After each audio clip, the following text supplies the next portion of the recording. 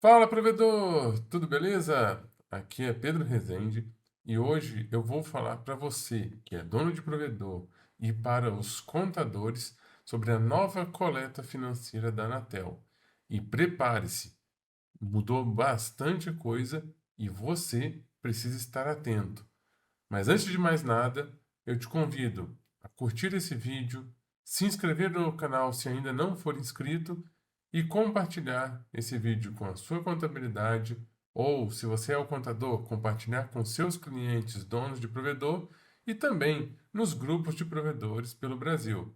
Me ajude a trazer mais conteúdo de qualidade para o YouTube. E vamos lá!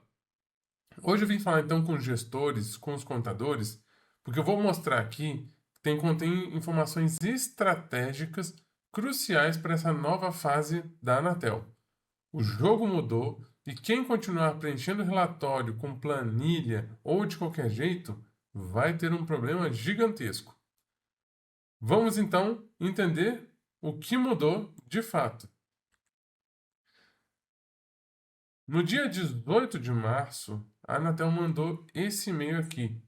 E esse e-mail, ele traz a informação que o despacho decisório número 5 de 2026 mudou as regras do jogo para essa coleta financeira ou essa coleta periódica econômico-financeiro. E olha que esse prazo já está perto, tá? Os dados eles vão ser enviados de janeiro de 2026 até junho de 2026, agora já em agosto.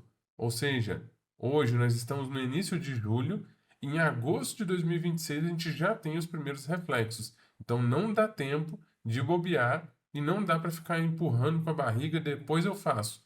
É urgente e eu estou trazendo em primeira mão porque eu não encontrei ninguém falando sobre esse assunto em nenhum outro canal de nenhuma outra consultoria. Então vamos lá. Primeira coisa que nós temos aqui é o visual que mudou. O portal Resende, antes ele tinha apenas o menu coletas, onde a gente tinha ali os dados dos acessos e os dados financeiros no mesmo ambiente. Então nós reestruturamos essa forma e eu estou trazendo aqui como que fica para você, que é nosso cliente. Agora temos o menu coleta financeira e nesse menu coleta financeira nós passamos a ter de maneira organizada apenas os dados financeiros. E reparem que já temos muitas informações aqui, mas eu vou entrar em detalhe para cada um deles. Então vamos lá. Quando o cliente ele tem, além do SCM, STFC, que é telefonia, e SEAC, que é TV por assinatura, nós temos a coleta estruturada dessa forma. Esses são todos os dados que a Anatel está solicitando, independente se você tem ou não. Caso você não tenha um desses serviços, o valor tem que ser zerado. Mas para aqueles que têm ativo, no nosso portal, a gente estrutura para ele a possibilidade de preencher todos os dados e de forma clara, organizada, um ao lado do outro, cada um com uma cor para identificar. E aqui nós temos a primeira mudança, que é o campo SVA. Até a coleta de dezembro de 2025, os dados eram preenchidos com a informação do SCM e informação de outros serviços. Agora nós temos a inclusão do SVA para que você traga separado faturamento do SCM, faturamento de SVA, faturamento de outros serviços, e aqui outros serviços vai entrar o que não se encaixa nem em SCM, nem em SVA, nem em telefonia, nem em TV. Por exemplo, digamos que você tenha serviço de jardinagem dentro do mesmo CNPJ, ou você tenha uma prestação de serviços, comissão de nota da prefeitura, venda de mercadoria, tudo isso vai entrar agora como outros serviços. E aí, quando eu converso com os provedores, eu já conversei com vários dos nossos clientes, a primeira questão é: então agora a Anatel quer saber de tudo. Sim, a Anatel quer saber de tudo e vai ficar ainda mais claro quando a gente chegar na segunda parte da coleta consolidada, os dados financeiros consolidados. Esse exemplo aqui, então, é uma empresa do Simples Nacional que tem SCM, STFC, SEAC. Outros serviços e valor adicionado é para todas de qualquer jeito. E aí a gente tem, então, aqui no Simples Nacional, a informação do imposto de forma simplificada, porque aí vai pegar o imposto por cada uma das atividades. Nesse cenário, um exemplo, 277 mil de faturamento e um imposto de R$ 27.225, o que equivale a 9,83%. É legal que no nosso portal, caso seja preenchido SVA, outros serviços, cada um vai ter uma alíquota diferente. E também dá clareza para o empresário qual é a alíquota real mês a mês, porque essas informações são coletadas todos os meses durante o preenchimento e ele consegue verificar. Inclusive, já houve questionamento de pessoas que vieram falar comigo, assim, Pedro, por que está mudando de mês a mês? O empresário não tinha clareza de como funcionava o cálculo do Simples Nacional, e que não é um cálculo estático. A partir do momento que passou da barreira dos 180 mil anual, esse valor muda. Ele vai ser diferente conforme os tipos de atividade, mas ele também é diferente mês a mês. Vamos para o próximo cenário. Nós temos aqui então uma empresa do Simples Nacional em que ela tenha exclusivamente o serviço de SCM. Eu não vou gerar coletas para a Anatel para TV e telefonia e também eu não preciso capturar essas informações, porque o próprio sistema vai gerar isso de forma zerada para esses outros indicadores. Então eu tenho o foco específico naquela licença daquele cliente, podendo habilitar SVA, podendo habilitar outros serviços. Caso contrário, naturalmente eles vão zerados na entrega do relatório. E vou trazer também um caso de empresas lucro real ou lucro presumido. Nesse cenário, eu trouxe um exemplo de uma empresa que tem atividade de SCM e no lucro real presumido é obrigatório que ela tenha SVA, porque senão o imposto fica muito pesado e aí não vale a pena para ela operar sem a estruturação de SVA. E temos também a questão de outros serviços. Alguns cenários pode ser que essa empresa do lucro real presumido ela tenha um SVA constituído por outro CNPJ.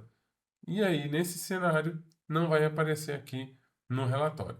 Mas nós temos aqui, então, de forma clara, a diferença do preenchimento mensal de uma empresa do Simples Nacional para uma empresa do lucro real presumido. Que eu tenho obrigação de separar ICMS, PIS e COFINS, porque isso vai constituir cálculo do FUST e também a geração do FUNTEL. Então, aqui temos esse diferencial de acordo com o regime tributário. Nessa parte aqui não houve grandes mudanças. Basicamente, o que a gente coletava até dezembro está contido aqui, que era o faturamento bruto. Nós tínhamos os impostos que faturamento bruto menos impostos dá o resultado operacional líquido. Nós tínhamos a parte de investimento, que daqui a pouco eu vou entrar em mais detalhes. Nesse caso aqui, o CAPEX. E por trás disso, o nosso portal ele faz uma estimativa de consumo, porque a grande maioria dos provedores não consegue trazer qual é o consumo real de banda, até porque a maioria não faz nota de tudo e fica difícil de fazer a separação.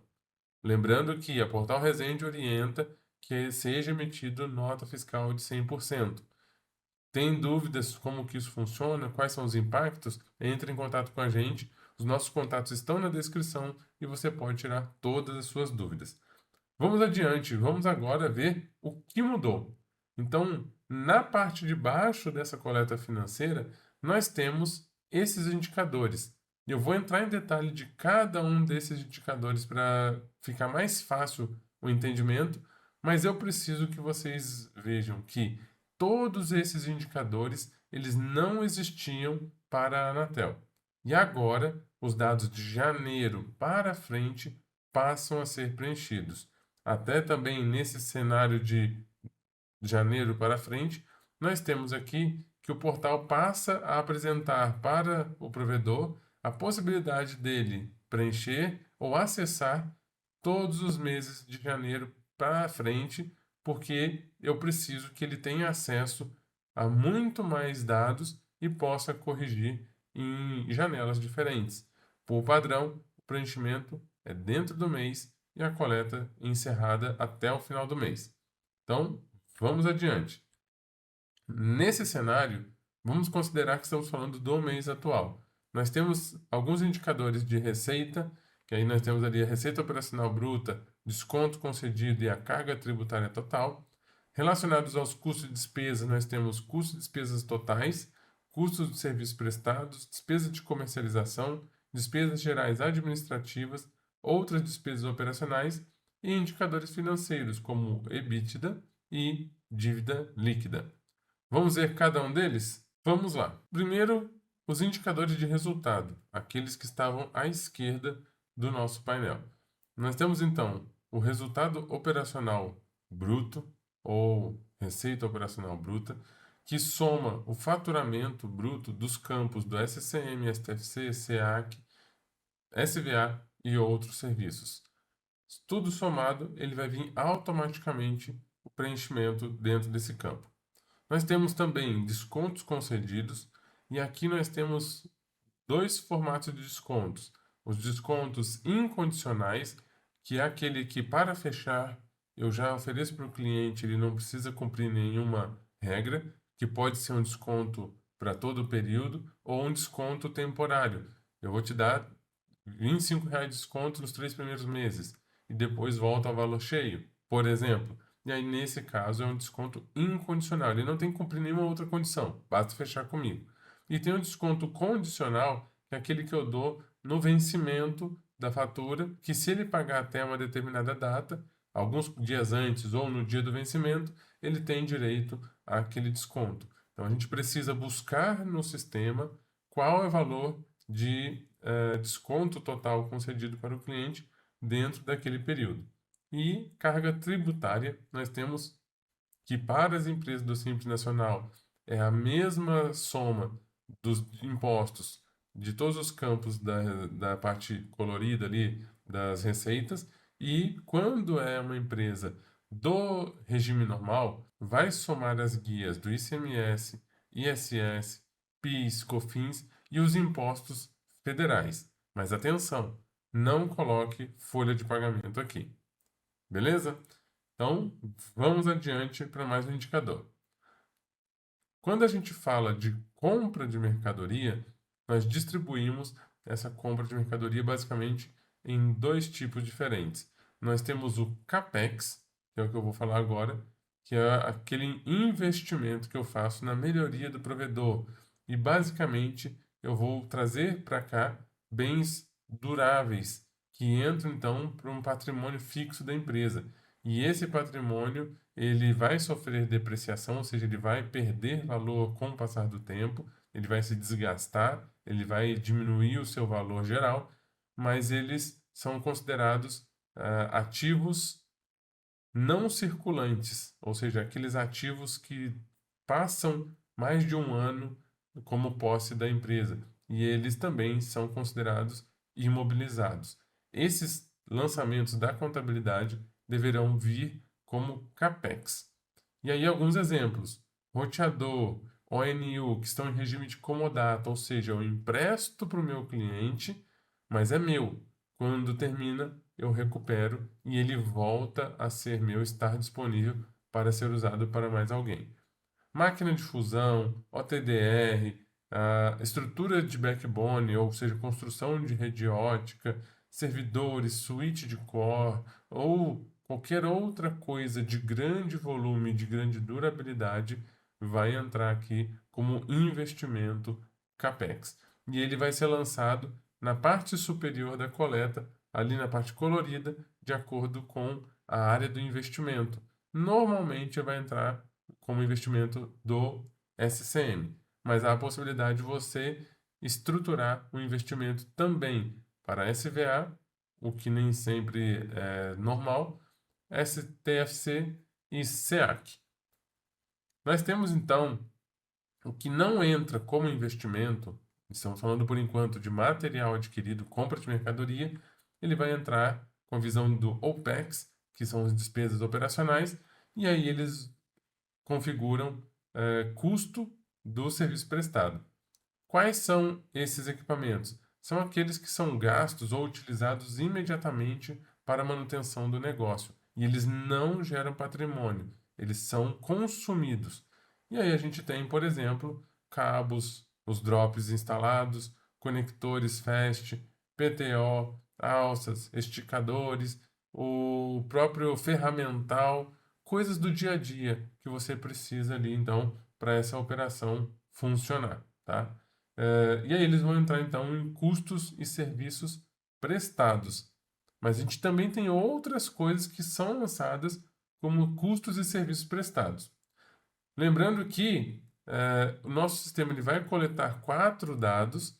Nós temos ali, então, custos e serviços prestados, despesas de comercialização, despesas gerais e outras despesas. O somatório de todas elas é calculado como custos e despesas totais. Isso é para garantir qualidade da informação e que não haja questionamento da Anatel porque foi preenchido errado. Então, preencha esses 4 abaixo e o de cima, naturalmente, é preenchido automaticamente. Vamos lá. Próximo caso, então, onde eu tenho, além das mercadorias, outros itens que entram como custo de serviços prestados, eu tenho, então, link dedicado ou trânsito IP, que é a fatura do link, vai entrar como custo de serviço prestado.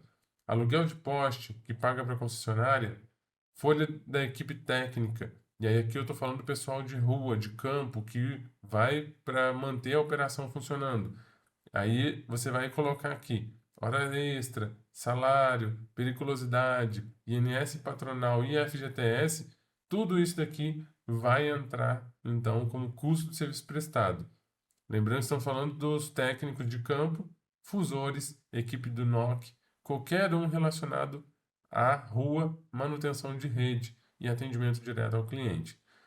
Aqui também entra frota técnica. Então, combustível, seguro, manutenção dos carros, motos que estão na rua, isso tudo vai considerar que é custo do serviço prestado. Nós temos separado a folha da parte administrativa, folha comercial e também, da mesma forma, entra veículos que sejam dos administradores ou gerentes. E caso vocês tenham algum veículo à disposição da equipe de venda, também vai ter que ser lançado de forma separada. Então vejam que aqui a gente está falando que mudou completamente, não estamos para brincadeira. A Anatel está colocando um olhar muito mais criterioso no provedor. Nós temos então a parte de despesas separadas em despesa de comercialização, despesas gerais administrativas e outras despesas operacionais. Na despesa de comercialização, nós temos tudo aquilo que vai para divulgação e conhecimento do seu provedor pelos seus clientes. Isso ajuda a trazer cliente para dentro da base. Então, quando eu faço um tráfego pago ou uma divulgação paga lá no Facebook, Instagram, Google Ads, vai lançar aqui. Comissão dos vendedores entra aqui também. Salários e encargos do time de vendas, panfletos, outdoor, rádio local, qualquer coisa de divulgação, marketing e comercialização vendas vai entrar aqui. Nós temos as despesas administrativas, e aí a gente entra com todo mundo que está no atendimento e o custo da operação ou de rodar o escritório ou os escritórios, caso tenha mais de um. E aí entra aqui mensalidade do sistema que você utilize para controlar, honorários do contador, da consultoria, assessoria jurídica, aluguel da sede ou de outros escritórios descentralizados, as contas de consumo, água, luz, telefone, salário pro labore dos sócios e também administradores, além da equipe administrativa, pessoal do atendimento, tudo entra como despesa geral administrativa. E nós temos despesas operacionais, outras despesas, que são aqueles custos ou perdas atípicas, não acontecem com normalidade e elas entram aqui então para esse detalhamento. Alguns exemplos: inadimplência real, mensalidade que é atrasada, que eu tentei recuperar, não deu certo, desisti, perdi, não vou receber mais. esse lançamento ele entra como despesa operacional, outra despesa operacional. Equipamentos não recuperados. Fiz instalação, o cliente usou por um tempo, cancelou e não consegui pegar esse equipamento de volta. Foi perdido. Lança ali também. Vandalismo, furto, processos judiciais ou sinistros. Quando a gente fala de sinistro, fala também não só de uma batida de um carro sem seguro, mas também quando eu tenho um veículo que não passou pelas manutenções preventivas e ele dá um problema muito sério. Ali é uma despesa que eu não estava contando. Eu não tenho previsão. Ah, eu vou ter um motor fundido por ano. Não, a gente não tem essa previsão. O ideal é que eu faça manutenções regulares e aí vai como custo de serviço prestado para a equipe de rua. Mas se eu tiver um problema muito mais grave, que o veículo precise ir atipicamente para a oficina, vai entrar como outras despesas operacionais. Nós temos também os indicadores, então, da saúde financeira, e aí nós temos o EBITDA e dívida líquida. O EBITDA, esse indicador, ele não vai entrar para as empresas do Simples Nacional se não houver lançamento na contabilidade. Caso tenha esse lançamento na contabilidade, aí sim a empresa, mesmo no Simples Nacional, ela vai fazer essa prestação da informação. O EBITDA nada mais é do que o meu resultado antes do que eu pague impostos ou financiamentos. De modo a trazer uma ideia para vocês, seria mais ou menos assim: eu pego o lucro da operação, o faturamento bruto, vou retirar dessa conta o valor do custo de serviços prestados, despesas de comercialização, despesa geral administrativa. Então, se eu faturei 100 mil e tive 70 mil com essas despesas, o que sobra seria o EBITDA, de 30 mil reais. E é importante estar atento a esse indicador, mesmo você que é do Simples Nacional, faça esses cálculos, porque isso vai indicar se você está tendo uma saúde financeira adequada. Indicadores abaixo de 30%, eles nos acendem um alerta que as contas podem não estar indo bem.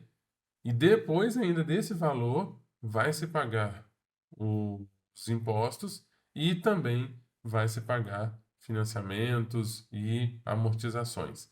Então, é importante estar atento a isso para que a gente consiga ter uma ideia melhor de como está a saúde financeira do provedor.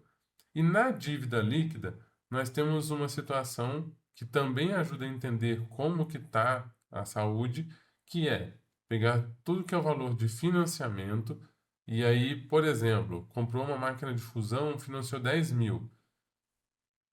E eu pego esse valor do financiamento e eu vou lá e olho no meu caixa. Quanto que eu tenho de caixa?